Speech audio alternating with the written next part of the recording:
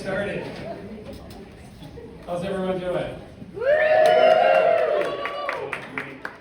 I'm Barry. I'm a friend of Anna and Dan's, and the boys, of course. I often refer to Anna as my writing mentor, but to be sure, she's done more mentoring than I have writing. I mention that, though, because we're here tonight to celebrate the culmination of many creative acts of Anna, right? The culmination is her book. But I'm really confident that Anna would be pleased if I mentioned that there's another fact we're here to celebrate, and that's that a creative act inspires creative acts in others. And so I want to acknowledge that there is a creative urge, a creative potential, and an ability in all of us. And let's just do a round of applause for that creative urge.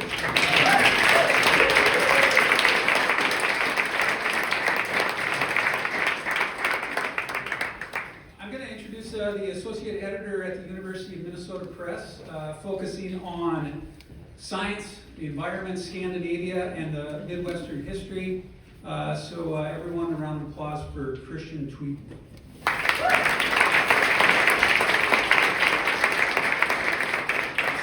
Thank you very much. I'm not going to say much because the less you'll hear from me, the more you'll hear from Anna and everyone else. But just wanted to send a note of thanks out to Anna for trusting the press with this story and these essays. They are really wonderfully written. And when she came to us with this project, I found myself learning quite a bit, having just become a new parent in 2021. Those were some of the funnest essays to read about. I have two young boys myself at home.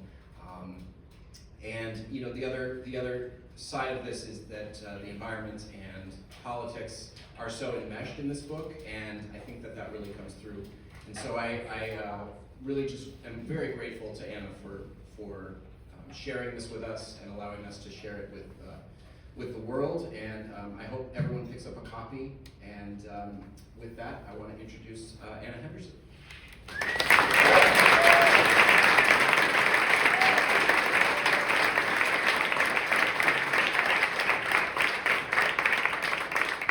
Thank you. Thank you all so much for being here tonight.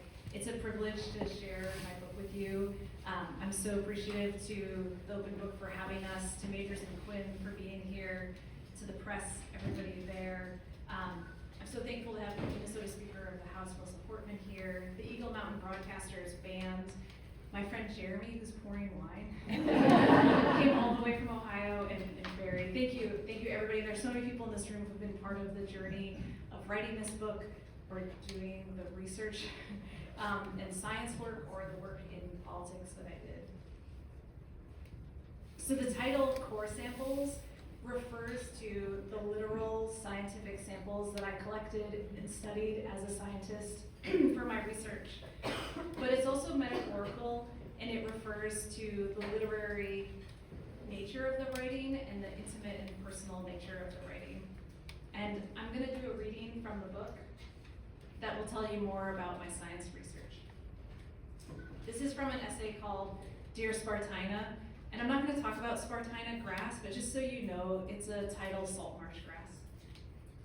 Starting in Minnesota darkness, 3 of us drive north. By the time the sun is up, the bare deciduous trees give way to the dark green of conifers. The edge of a lake is a boundary of no meaning. The snow thigh deep, the lake ice 2 feet thick beneath the snow. I place a rope across my chest and pull the loaded sled behind me. Between us, we pull 30 plastic tubes, the width of my upper arm, 15 metal rods, the width of 2 fingers, measuring tape, sandwiches, chocolate bars, and a roll of duct tape. We go to the middle of the lake, clear snow from the ice, auger a hole, and assemble our equipment. 5 or 6 or 10 hours pass with jokes and periods of silence, and we pull 15,000 years of mud from the lake, the time since ice sheets melted in this region. When I return home from expeditions, I wake in the night thinking I'm in a tent.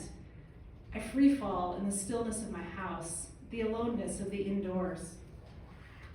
I spend months in the laboratory uncovering the 1.5-meter sections of mud that I keep wrapped in layers of saran, stored in plastic tubes, sorted on shelves in a walk-in refrigerator. I work through the length of them, sampling mud and extracting the lignin and waxes from fragments of wood and leaves. My hand squeezes the trigger of a spray bottle over and over. I sieve, search for a seed, a piece of cone, something with carbon that I can use to place a sequence of mud in time. A meter of sediment could contain thousands of years, or just one catastrophic moment. I go to the public library in Walden, Colorado to spend an afternoon in the men's bathroom. Just steps from the urinal is a collection of pressed and cataloged plants stacked in a metal cabinet. When adolescent boys and men in cowboy hats come in, I step into the hallway. I scribble plant names and draw leaves and flowers. I'm voracious. Without names, I don't know for sure if what I saw yesterday is what I saw today. I learned to identify plants by small clues: a piece of leaf or needle, a grain of pollen, chemical fossils measured in machines. I wake in the night to churn through ideas. I jot notes in a small journal I always keep in my bag. My mind lingers on details. I puzzle. I dream. I read the landscape. Each plant is a story with a range of conditions it can live in: soil types, temperature extremes, drought tolerance, salt tolerance.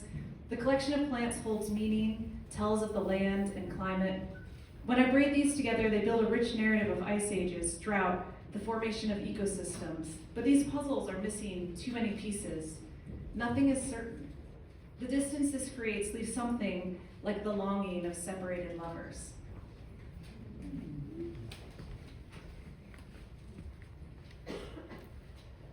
So I didn't start out as a science kid, but I was always a question asker.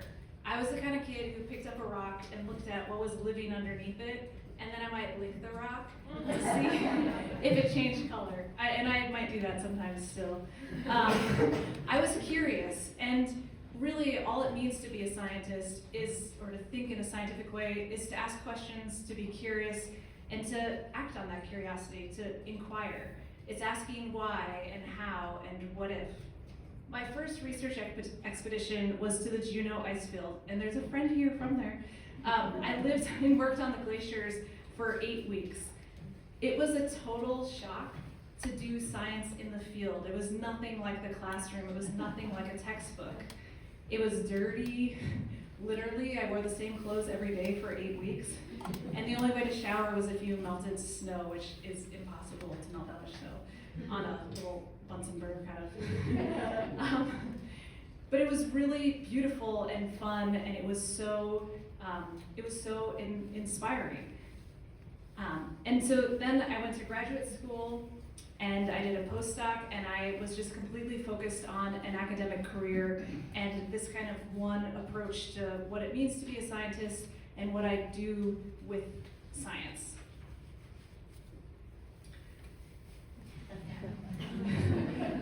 But the headline is not actually referring to me. But there is a story in the book that I'm not going to talk about tonight that is of what that headline is referring to. When I became a mom, my relationship to time completely changed. Time with a baby meant changes day to day. One day a baby is rolling over, the next day they're crawling. I've been studying ancient periods of climate warming that took place thousands of years ago and millions of years ago. And I was also concerned about what was happening now, our current climate crisis. And I didn't really have any way to engage, and I didn't know how to engage. And what I was doing felt really separate, and I was feeling a huge urgency to participate, to be taking some kind of action. And so I left my research. I got a fellowship to go work in Congress, and I was hired 6 months pregnant with my second kid by Senator Al Franken. And I want to share with you a little bit about that experience in an essay called Congressional Lactation Diary. So I structured this essay based on a journal that I did keep in my pumping bag to just take notes. It was like the only alone time I had during the day. So April 1st, 2013. I'm on the verge of tears and half naked in the United States Senate. My pump won't work. do. The lactation room has a chair, a fridge, a sink, beige walls, and a door that locks. I checked in with the nurse at the front desk, but I can't ask for help with this. I hear metal curtain rings slide in the room next door where sick people are lying down. I don't know if I can do this job and be a mother, never mind keep up milk production, but I can write everything down. This will be my lactation diary. Okay, I just took the pump completely apart, put it back together, and bingo, it's a trick I learned with mass spectrometers in the laboratory. Sometimes, if you can't figure out what went wrong or why, just start fresh.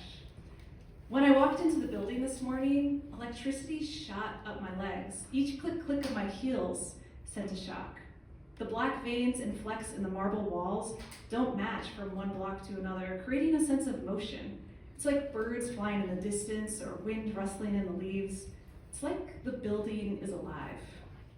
As a climate scientist, I was trying to make a difference, but shouting in a room with other scientists wasn't getting anywhere. No one was listening. I didn't know how to be heard or who to talk to, but here I am in the middle of it all. A friend from my lab said that my postdoctoral advisor told them I'd gone off the deep end. She was as likely referring to my having a second child as to my working in Congress. When she congratulated me on my fellowship, she said that if I left, I could never come back. But does that mean I'm no longer a scientist? Ounces pumped, 9. April 2nd, 2013. To explain my office to Bird, my 2.5-year-old, I nicknamed my direct boss the pilot. I told Bird the pilot comes to work by helicopter and climbs down a rope from the roof of the Hart building. Our office is a loop split into 2 sections with a stairwell and a bathroom in the center. On one side is the communication team, on the other the legislative team. These are the 2 sides of the senator's octopus brain. The pilot and I are the environmental policy tentacle. The biggest issues are in energy and agriculture. We keep up an ongoing dialogue through our shared gray cubicle wall. There are also tentacles for judiciary, health, education, economics, infrastructure, and tribal issues. Each tentacle sifts information and passes on critical bits in distilled form. What gives me power, and what most terrifies me, is making decisions about what information not to give the senator. Giving him everything would render it all meaningless. To arrive at thoughtful strategies and crisp messages requires research, calls to experts, and follow-up with stakeholders in Minnesota. Then we debate each other in the office. All of this is packaged into memos, sent home with the senator in a thick binder each night. In the morning, we pull everything apart on the blue couches of his office for another round of deliberation. Ounces pumped, 8.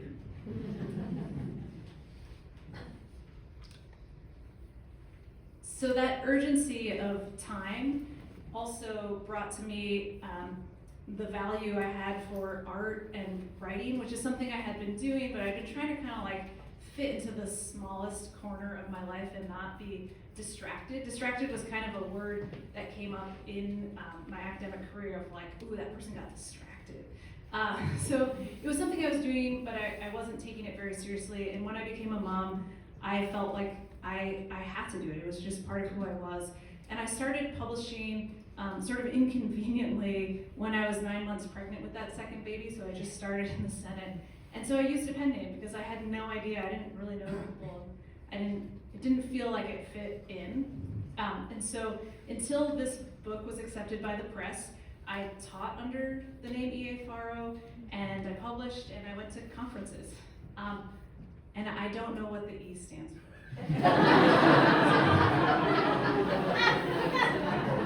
But E.A. Farro wasn't an alternate version of me. It was me composing poetry while I was pipetting chemicals in a fume hood. It was me setting up a writing area on the back steps of the duplex we rented. It was me before dawn, writing before the workday started. So it wasn't a different Anna, it was just a really isolated version of myself. And that says something about the cultures of science and of politics. Both academics and politics are mission-driven. The work is about something bigger than ourselves, and we're working for the greater good. I had been advised that women were told to follow their hearts and men were told to follow goals. So if I wanted to be successful in science, I'd better follow goals, set goals and follow them. But let me tell you, there's nothing more exciting than being on a team for a science field expedition. and there's nothing more exciting than being part of an elected officials team. You work as one, and it's really, you create really strong friendships and bonds, and you also sacrifice probably more than you should. Your sleep, sometimes weekends, sometimes vacations, time with family, comfort, and even sometimes physical safety. What gets presented to the public is really calculated and crafted. Scientific discoveries are scrubbed of all the mud and the jokes. When a big law is passed, nobody tells you about the impromptu dance party that took place at midnight when you were waiting for the negotiations to happen. And that means the public misses out on a lot of really fun drama and a lot of really good stories. And it can be really hard for people to relate to or empathize or even trust science and politics. So my hope for writing this book is to bring readers into those human stories and to share what it's like in these places.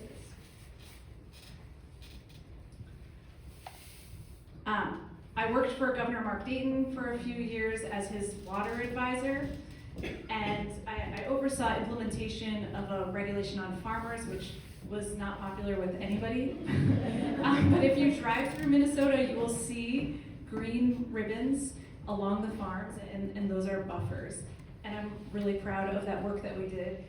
When I came in, things were really contentious, and I did a lot of work at the legislature. I worked on other kinds of issues like flooding in Fargo-Moorhead, but about a third of my job was building a campaign to develop and have a sense of a water ethic in Minnesota.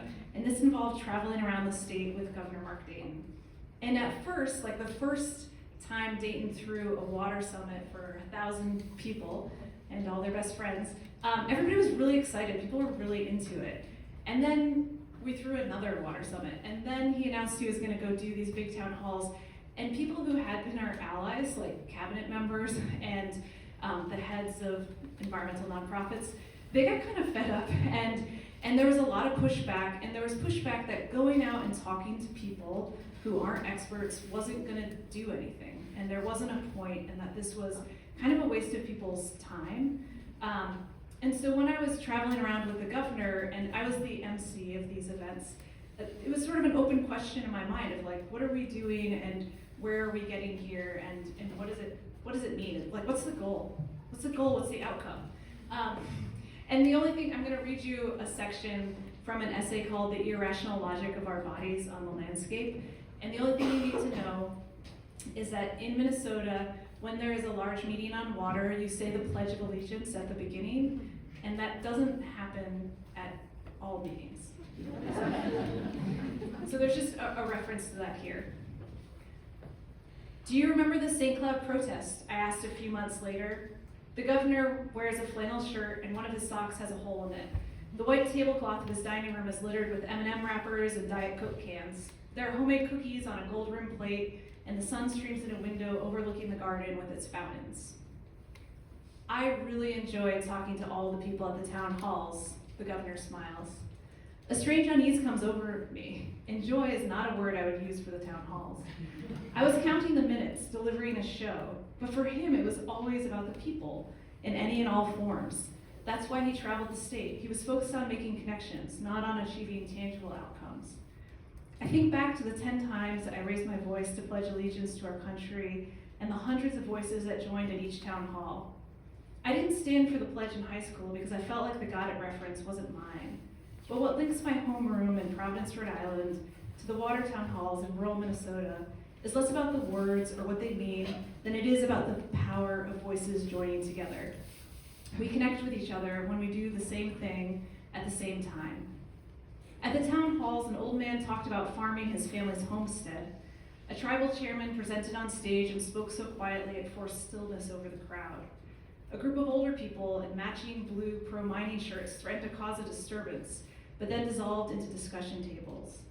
A Somali member of a school board in southern Minnesota filled a table with his daughters. All this I hold on to, I treasure. But when the change happened inside me, I was standing outside a bathroom in north central Minnesota with a group of protesters who, just a few minutes before in the main meeting space, had shoved phone cameras in my face and shouted at me. In the hallway, we circled up and spoke of being mothers. One of the protesters had a white plastic mask pushed up on her forehead. That was when we looked each other in the eye. It resolved nothing concrete. We were just a circle of mothers seeing each other's beating hearts. Perhaps being in relationship with nature starts with relating to each other. From these town halls, I hold on to the truths that go beyond science. Science in our lives is part of larger narratives. And what we believe in are our stories, not science. We live by our stories. So tonight is the launch of this book, and from here I'm going to be going to different parts of the country. I'm going to be in classrooms, in bookstores. I'm going to be in a spice shop. And I also have a Minnesota State Art Board grant to go to smaller communities around greater Minnesota. And a lot of those places don't have bookstores, so I'll be going to libraries. And I think many people in this room recognize that librarians are one of the superheroes of our society. So I'm really excited to be doing that, and I'm really looking forward to the conversations.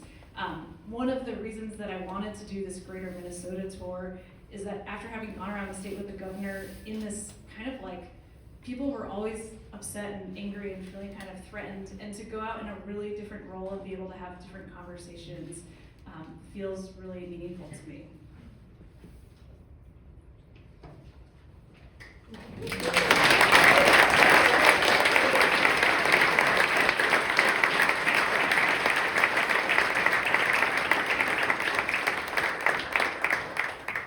Thank you so much for sharing, Anna. That was wonderful. I got the pleasure now to introduce Melissa Hortman, the DFL Speaker of the House in the Minnesota House of Representatives.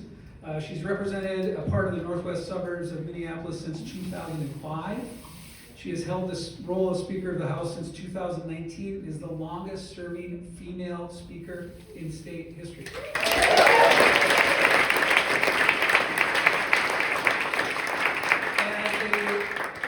As a legislator, she is focused on energy, transportation, the environment, and civil law. Representative Hortman chaired the House Energy Committee from 2013 to 2014, and chief authored legislation that created Minnesota's solar energy standard. She holds a BA from Boston University, an MPA from Harvard University, and a JD from the University of Minnesota Law School. Everyone, let's welcome Speaker Hortman.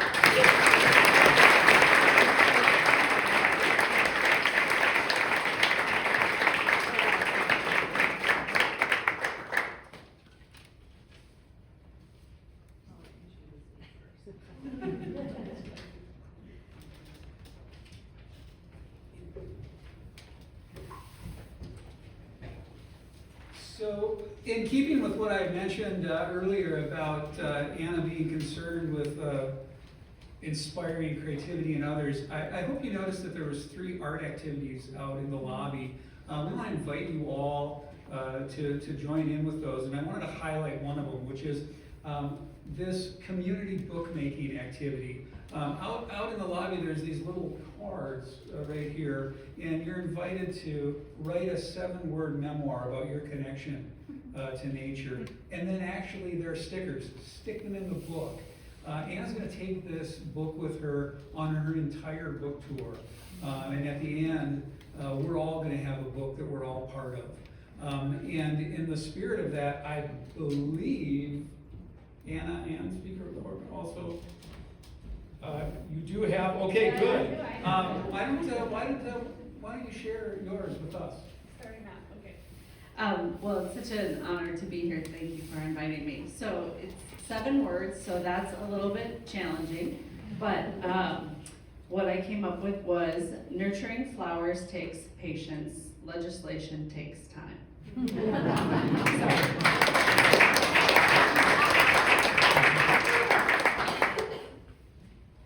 Running through the rain, I come alive.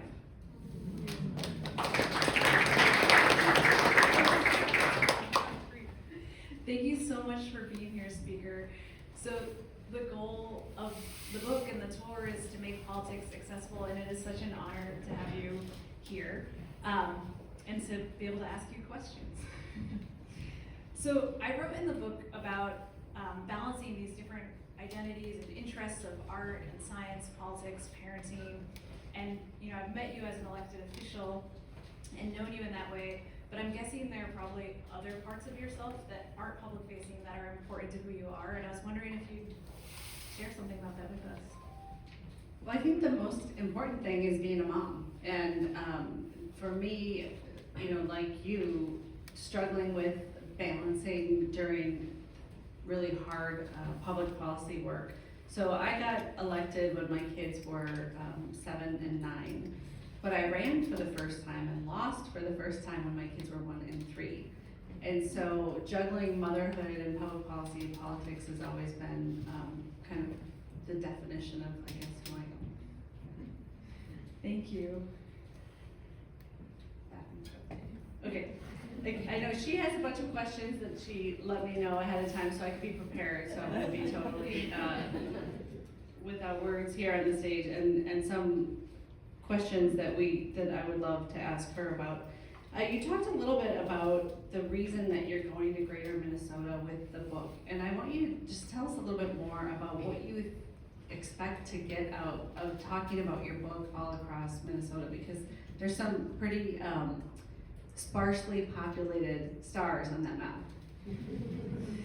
Yeah, and it's a little bit of an organic process figuring out where I'm going, and I think there might be more places that get added to the map, like northwestern Minnesota.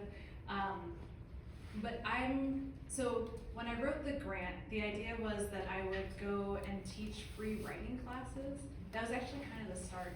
And so then I contacted some places like, hey, do you want me to come teach a free writing class? They were like, no. They were like, I want you to come talk about your book. So it was like, oh, okay, I'm learning. So it was like, okay, like, well, what does that mean to you? Which it seems kind of a little bit different everywhere. And then I was like, well, I still want, like, it feels really important to me to engage people in creative activities. Like, I felt like if I just go talk about what I've done, people walk away and they've taken something, but it hasn't changed them or it hasn't, like, empowered them. And I wanted people to leave events feeling maybe surprised by themselves or like the world is bigger than it was when they went in. So I'm like, okay, they don't want me to teach writing classes, but what about writing activities that could be part of a talk and that could be such a easy on-ramp that people wouldn't be scared. So having like the 7-word memoir, which is like ridiculous to write anything with 7, you can't have like a complete thought really in 7 words, but like you can say something really poignant. You can write a poem about legislation like you did. So that's the hope, is like I'm going out and I'm bringing people into this creative space, and that it's also themed around connection to nature and environment, and that way everybody's just maybe feeling more closely connected to their community and to the landscape. Well, it had that impact on me as I struggled to come up with a 7-word memoir about a connection to nature. So I have a feeling that people will feel more connected to the work as you do that across the state. Thank you. I'm really excited, and I have to figure out like what I do with all of it after. I'll be posting things on social media, but yeah, like how do I honor all of it? Can I ask you a question? Sure. Okay. Well, maybe on like the theme of art, just wondering if there's a piece of art that's changed you, and just whatever art means to you. Yeah, I had the good fortune to go to the Paris Climate Talks in 2015. And the reason I went is we were in the legislative minority, and when you're in the minority, you don't get to do anything. And when I had been the energy chair, the lead Republican, Pat Garofalo, was always kind of giving me the business about the climate work that we wanted to do. So in the minority, I designed a class and taught a class at the University of Minnesota.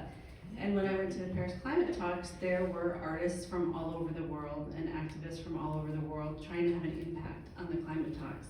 And one of the posters that an artist had created was taped up all over the hall where the diplomats were walking past. Al Gore was there, John Kerry. We were all kind of in the same space. And this, if you can't see it, it says 1.5 to stay alive, and it shows the sea level rising on a person. And I really think that this art, and as well as some of the other art, indigenous folks were carrying melting ice, had an impact on the policymakers that were crafting the Paris Climate Agreement. So art matters in public policy, and art matters in so many ways, but it does have an impact on what we do. So now I have to reshuffle. I brought lots of copies. I don't know. I can show folks afterwards if they want to see. It was pretty moving, and I can't see anything anymore. So when you think about climate change and what's going on, how do you think about what to convey to young people about where we are and where we might be going and maybe their place in that conversation? I have two main things I think of, which is engage and activate. And what I mean by those, with engage, it's important to have our people who relate to us, who we feel comfortable with, who share our views, but it's also really important to engage with all the other people, like all our other neighbors and family members and folks in our kids' schools and in our communities, because it's gonna take the whole community to deal with the changes we're gonna go through, and figuring out how we relate to each other, even when we don't share values on everything, is part of how we make this happen.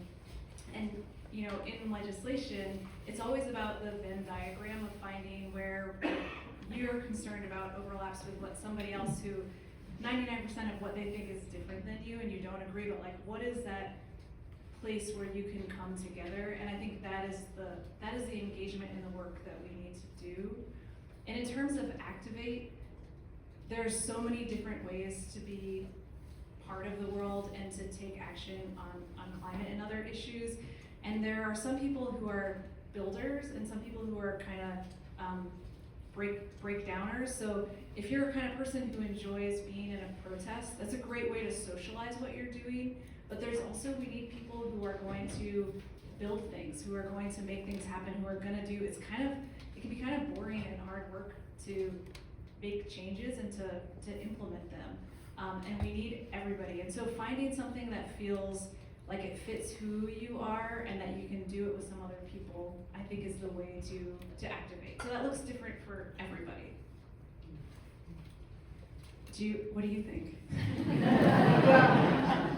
Well, when you talk about being engaged with people who think differently than you, I was thinking about the time when you were working for Governor Dayton and the 2017-2018 time period when Republicans were in charge of the whole legislature. And they didn't believe in climate change for sure, and they weren't interested in your work and the governor's work on water quality. And I can imagine that was very challenging for you to engage with those folks. So it's hard for adults. And so I think it's hard to teach at this moment in time to kids, because what we're seeing, some of the examples that we're seeing are not necessarily active engagement with each other, but we've got to get there or we're gonna be stuck for a while. So I don't know how you deal with this when you're talking to colleagues that you don't necessarily like overlap in viewpoints with, but the technique that I learned is like, generally for me, meetings were 30 minutes. And so it's like I'd walk into an office, and I spent the majority of my time talking to legislators from the other party because they were in power, and anything we were gonna do, we needed them. So I had a lot of meetings with folks from the other side of the aisle, and I'd go into the office, and there was usually something I needed to communicate, like there's no way the governor's gonna back down on buffers, or there's no way that we'll ever agree to the thing you want. So I had something to deliver that wasn't gonna like be fun. And so I would watch the clock, and I'd wait till it was like 2 minutes before the end of the meeting to deliver that message. But that meant I had like 28 minutes to fill. And everybody has really cool stuff on their walls. Like they might have a jar of agates, or there was a legislator who had this like submarine, and I would just ask about the art and decorations on their walls. And usually it was just like a way to find out about them, and people would talk, and it was that thing where I might hate the things this person stands for politically, but they're talking about how they used to work on submarines, and it's absolutely fascinating, and I'm really grateful for their service that they did for this country. So I don't know, like how you, like if you have techniques like that. Well, when you say submarines, I know exactly who you're talking about. and there's so many questions I have about this book, about what was that person's last name? But I find food is the way. So when I have tried to negotiate, sometimes successfully, sometimes unsuccessfully with Republicans, it has generally been over food. It has to include food. Otherwise, there's just a lot of awkward silences and people acting like they're inflexible when we all have a place we'll move to. What kind of food works best? Well, I'd like to say that Ligrola has yielded more positive results than, is it called Pittsburgh Blue? But really, I think it doesn't matter. It's that act of like being regular human beings together and talking about people's personal lives, their children, their families, their stressors, and kind of trying to, I do the same thing in meetings. I wait for the hard stuff to the very end and spend 90% of the time talking about things that reveal our humanity to each other. Yeah. So I know there are some folks in here who work in government as bureaucrats, so I wanted to ask you, because so between working for Al Franken and Governor Dayton, I worked for the state of Minnesota on the state's second climate plan, as well as some other things.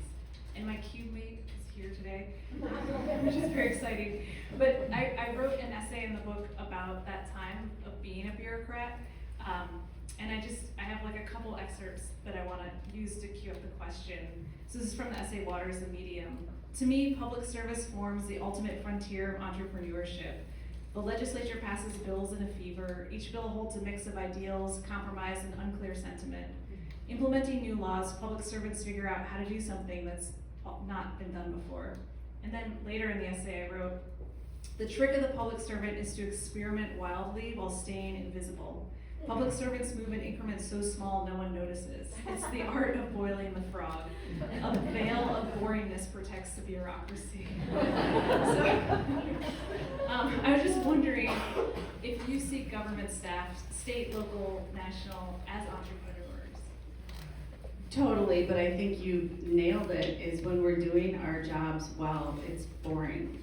And it causes change. I mean, I've been in the state legislature for 20 years, and I think to a lot of people it's like, why are you still there? Well, to make change, it really takes that long. I mean, I think you had that experience a little bit working on the water project, that there's a lot of things that were started, a lot of conversations that were started, but not everything got done in a very, very, very short time that you had to work on it. And so I think the way we get hard things done is to take the zip out of them and to try to really get it to the essence of the boring. So I actually had the good luck of being there to work on things reaching the apex moment that had started years before. So we finished the rulemaking process for a rule to protect drinking water from fertilizer chemicals in agriculture. And the bill to give the jurisdiction for that rulemaking passed in 1989. And then the rule, it would have been finalized in 2018, but this crazy thing happened, which I write about in the book, so it didn't get finished till 2019. But 1989 to 2019, and then the 3M lawsuit was filed under Governor Pawlenty, who was a Republican, who the first state climate plan came out under, and then that came to court in 2017, 2018, it was 2018, and then I was there for that. So it's also sometimes you get to... Glacial, not quite glacial, but pretty slow.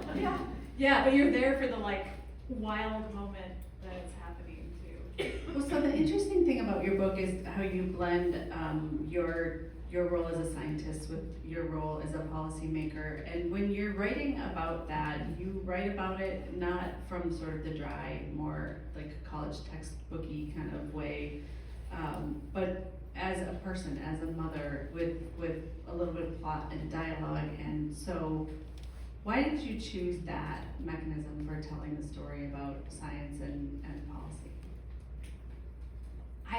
I've had the experience where people are like, oh, math, I don't do math. Or like, oh, science, I don't do science. Or like, oh, that's like boring. Or people who do that are like this. Like it's kind of like an othering of people who would do math and science. And so I really wanted the book to be fun.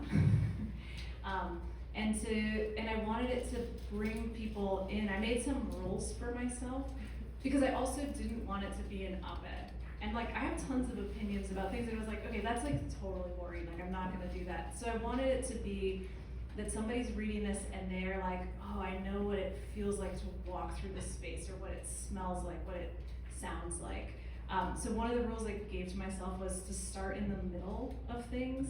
So it's just like, okay, like bam, you're thrown into this, and to try to be in scene, in the present moment, to really keep that urgency and experience, and to keep myself from like going into exposition. Getting boring. Yeah. What I think is that it makes both science and policymaking really accessible. So like for somebody who thinks like, I want to do something like that, but how could I do that? Like, do I belong in spaces like that? Or how does somebody like me get into spaces like that? Or, you know, do I fit? It's very accessible. Thank you. I tried to be really honest in the writing and share, like I was always kind of at the beginning, and maybe that's like a good thing to always feel like you're at the beginning of things, but when I got into Senator Franken's office, I didn't know anything. And then even like when I got to Governor Dayton's office, I had done lots of stuff, but it was totally different. And there were like weird dynamics of like gender dynamics, like all the cabinet members I worked with were much older men, and being a scientist wasn't seen as a qualification that was particularly important for that position. And so it is like I tried to share the like less graceful moments and kind of this sense of stumbling, in the hopes that people would relate to that, because all of us are new in jobs and don't know how to do things and feel kind of foolish. And it seems like if I could share that, then it could be accessible. And you wrote about pumping milk and working for Senator Al Franken, which is just a very unusual perspective, and it had to feel like very personal and private, and like you were revealing quite a bit in your writing. So was it hard to reveal that much of like your personal life as you were telling the story? I would have been reluctant to relate breast pumping stories. I did write it under a pen name. And I, writing under a pen name was like having a physical space. That was different. So maybe that would have felt different, but the thing that was like really stressing me out in writing the essay about working for Franken was because I have dates, because it's his diary. I wanted to make sure that I was true to time, so that events I was writing about were definitely at the times, but then I was like crafting an essay with an arc, and so how to like tell a whole story, but things had to happen when they actually happened. So it was like, did a lot of ground truthing of like going back and being like, what day did that happen on? Is it the right day? Is the date in my diary the right date? And yeah. Sorry, I had a question and it just evaporated out of my mind. So, well, no, I remember. How long did it take you to write this? Because there's so much there between you becoming a scientist, your being in Alaska, and then being in Franken's office, working in Dayton's office. It seems like it had to be a long journey to pull all the pieces together and make something coherent out of it. Yeah, I started writing, so the Spartina essay, the first version of that, I wrote in college, like 2 decades ago. And the essay that's in the book is a really different essay, but I went back to that like original writing and piece. So some of the essays, they were things I was writing, and it wasn't necessarily part of a book, it was just writing I was doing. And then in 2018, thinking about what I do after the administration, it was like, if I don't decide to write, like it's never gonna happen. And I felt like my time was just like, I was getting less and less time instead of more. And so then I wrote a state art board grant, and I actually got a grant to work on the book. And so that was like, when the administration ended in 2019, it was like, the prime thing I'm doing is writing this book and putting it together coherently. And that took about a year. But then it took a lot of time to do, like, how do you sell a book? My literary agent is here tonight. I'm so thankful for having traveled here, but that's like a whole, like just the business of publishing is a whole journey. And, oh, can I ask you one last question? Yes. So, we have amazing climate policies in Minnesota. We're really like a national leader, and I was wondering if you think Minnesota is an example for the country, and if you think there's something about Minnesota politics that the rest of the country has something to learn from, that we've been able to do this. Well, I'm really proud of the work that we've done in 2007 with Renewable Energy Standard, 2013, Governor Dayton said stand on their shoulders and go further, and we did, and then the work that we did in 2023 was pretty transformational. But I don't know, I feel like it's egotistical to think we're a lesson for other people. On the other hand, E.J. Dionne said we should be, and everybody should do that. What I learned from being in service for so long is that when you have power, use it, right? So Governor Dayton had limited power when the Republicans were in control, but he had full power when he had his own trifecta in 2013 and 2014. And we hesitated during that trifecta. And so when we got the second one, we just said, look, the planet's on fire. We're not gonna wait until everybody's comfy and happy. We're gonna move on some of these policies. So I'd say, seize the power that you have when you have it, because you don't know how long you'll have it. Thank you. Thank you so much for doing this.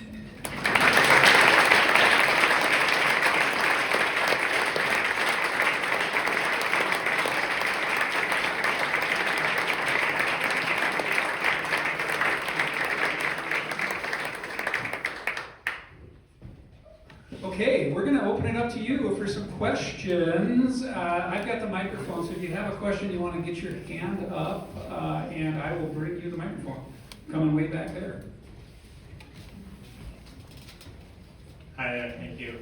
I'm curious how, obviously, humans relate to stories and relate to art and kind of transformational moments, but I'm curious how you combine that with the boring or mundane or slowness of the way science works and the way political change can work, in contrast with the theme of the book, which is about this, big, very fast-moving, momentous thing that's happening planet-wide, and then you need to move quickly on it. How do you square those two things?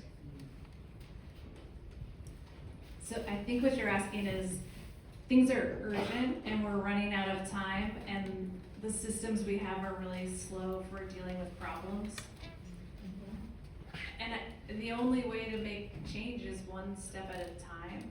So it's gonna be slow, but when you do things and you're consistent about it, it can feel really slow day to day, but then the changes that come can be momentous. And in the climate movement, for so long, we were fighting just to say, like, this is real and this is happening. And we've really come into a new phase, which is that we have climate policy in the state of Minnesota that is gonna get us, I don't know if I think it might be enough to get us where we need to go. And the federal government has made huge climate investments. And so now we need to implement those and make them happen.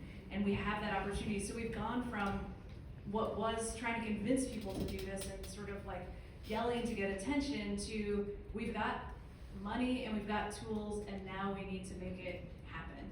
And the actual doing of this stuff is totally boring, gritty. It's like looking at drainage in a particular place or tree cover. But so like those small pieces might feel like, why am I doing this, or what difference will it make? But if all of us do that, it's like the grains of sand on a beach. Like one grain of sand isn't a beach, but you need every individual grain of sand to have a beach. Well, it's kind of like you were referencing saying the Pledge of Allegiance out in those town halls. It was the voices together, and that is the only way things will get done, is everybody kind of doing a piece of it, whatever their piece is, and everybody's piece is very different.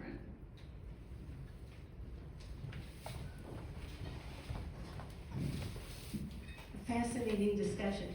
So once a piece of policy is out there, not theoretically, but somehow or another stamped and approved, do people who have fought against it eventually come into line to help implement it, and how do you get those changes to occur? I think there's an incredible ambivalence. So people who might help fight to get a policy passed, once it's being implemented, might be like, oh, like, and people who fought it, you know, it depends on, is it helping them? Is it directly hurting them? Like, is it actually making a difference in their life?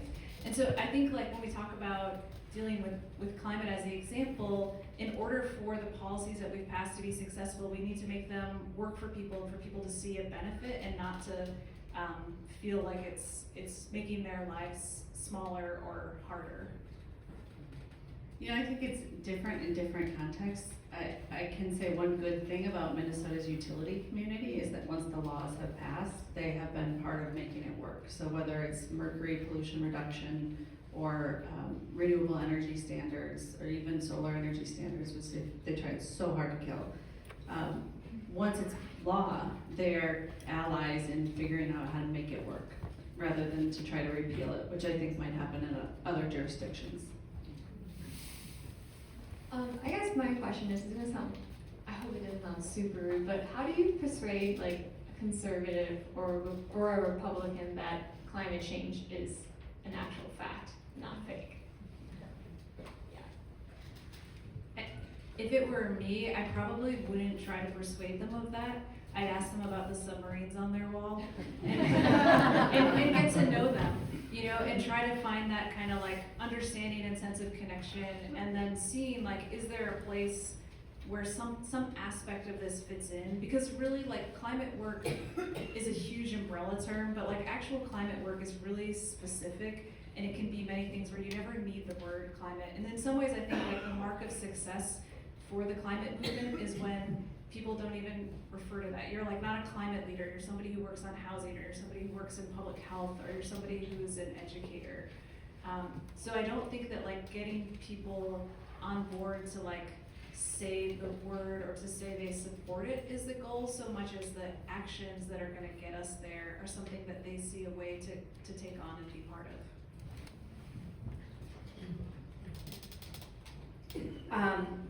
Well, thank both of you for your incredible leadership and contributions to climate and many other aspects of our environmental field. My question, Anna, for you. You've worn many hats. You've struggled with these identities, you know, as a mother, as a scientist, as somebody influencing politicians with power.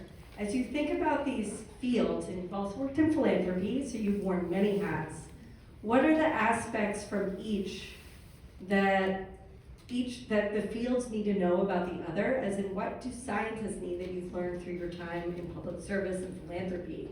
What do politicians need from your time as a scientist? So I'm curious about those pieces, and also you reconciling with these different identities and how you, I mean, you know the interconnections of all of them, but how you kind of approach these different identities and what they can offer each other. I don't know that everyone fully gets that, and you've had this unique time in all of these different sectors. And so what are your learnings? I think that in all spaces, I'm a scientist and I'm using a scientific approach. And so it's thinking through like, what else is there to know here? Information that's put out, where did that come from? Like, especially, I'm one of those people that if a number is thrown out in a report, I'm like, where did that number come from? And I go to the footnote and I go to the original, but that like any number is something you need to know the context of, and have that understanding. So to be able to evaluate information for yourself, I think things like, there's a lot of science that happens in government, and there's a lot of science that happens in academics. And I was really shocked when I got to government how little of the science in academics was part of what we looked at in politics. And it was partly because scientific publications are usually not free. So you're looking at things and then you get to a paywall because you don't have a subscription in the Senate to our scientific journals.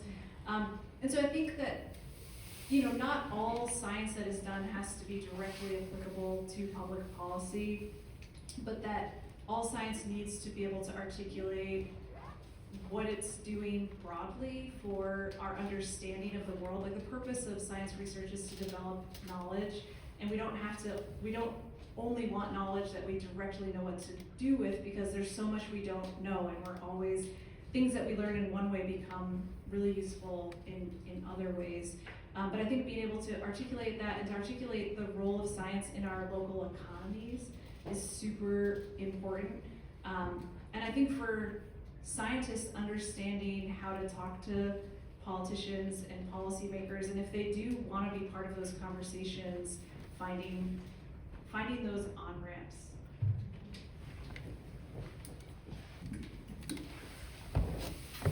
So I would say that most everyone in this room shares the same sort of paradigm on these issues and subjects. Just as an aside, incredulous as this might seem, there is a section of the evangelical world that are sharing it, overlapping. And they came up with this term, creation care, because anything about climate change is total anathema to talk that way. So that's a little aside there. But here you have the current administration setting up programs and policies that are really creating jobs and economic booms in the reddest states of all. And they all, for the most part, are just pig-headed about holding forth for, I won't mention his name. So the frustrations are preposterous about you not getting through. And just as just a footnote, when will you be on Fresh Air with Terry Gross? and when is your TED Talk?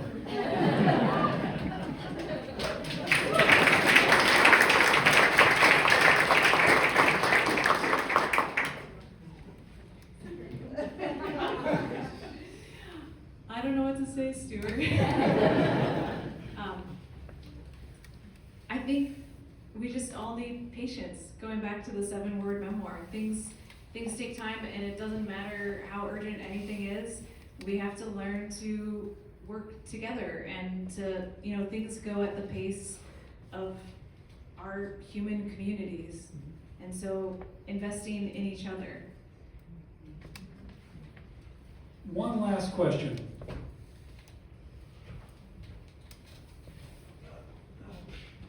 So in the upcoming years, what type of things do you hope the House will pass to combat climate change? I guess that's for me. But Anna probably has some ideas too.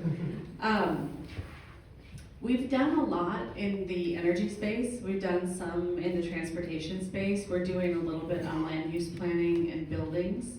We haven't done as much on solid waste. We haven't really looked at solid waste since the 1980s. And it's probably time for us to take a major swing at solid waste and agriculture, and that's, Anna knows only too well how difficult the agricultural communities are to move, but I think the goal is to try to find ways that are in their self-interest and to communicate the self-interest about what's happening with the climate. That's great. So much to learn from these two amazing women. Just a round of applause. I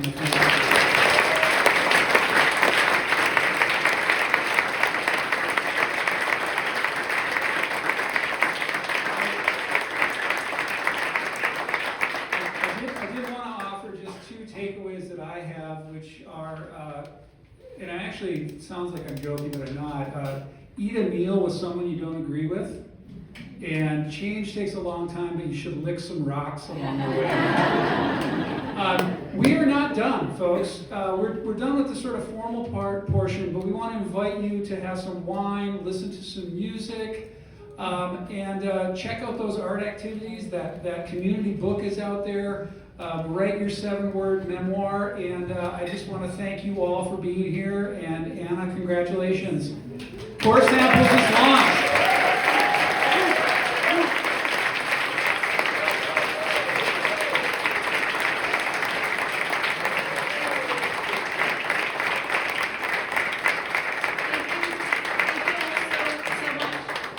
I'm going to be at a table out there signing books. Thank you all for coming. I should have mentioned that there are books for sale. Buy one, get a signed.